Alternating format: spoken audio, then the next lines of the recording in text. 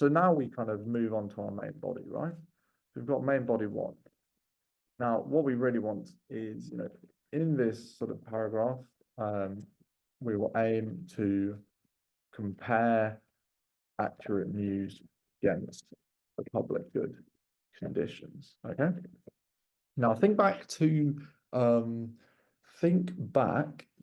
our second lecture together. Okay, so that was the one on does accurate news satisfy the public good? This is where it all comes into play. Yeah.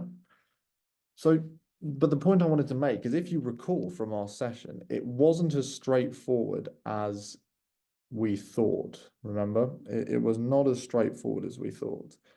There was a little bit more nuance to the whole thing, when considering, the characteristics of, the public good. When we consider the characteristics of the public good, it generally speaking,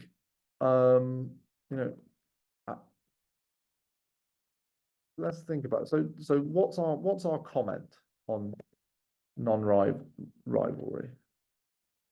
What's our comment on non-rivalry? Accurate news reporting is non-rivalrous, right?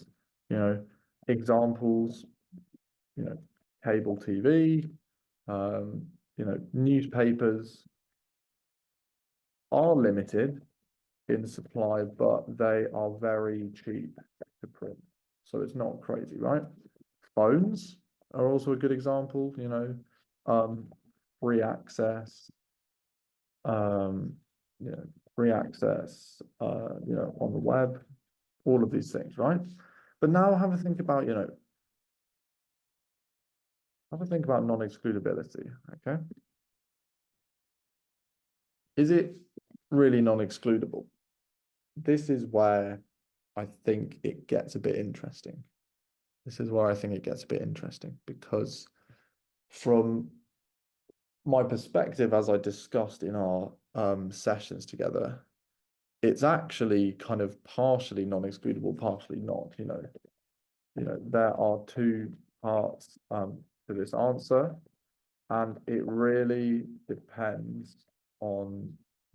It really sort of depends on the type of media, right?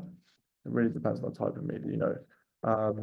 If we have sort of web access, it is possible to see a wide variety of news easily.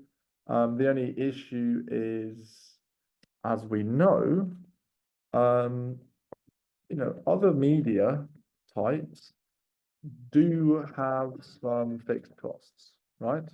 Other media types do have like a degree of fixed costs. For example, the example I like to give is that the Financial Times, the FT, charges sort of, weekly and monthly subscriptions, right? That's just one of many examples right there. So the Financial Times is charging weekly and monthly subscriptions. That's just the tip of the iceberg, honestly. So it's important that we answer this sort of bit, right? It is important that we answer that sort of question. And I think our conclusion is our conclusion really is, in general, as I've said in the lecture, in general, accurate news does satisfy public good conditions, but not all media types are strictly are perfect public goods.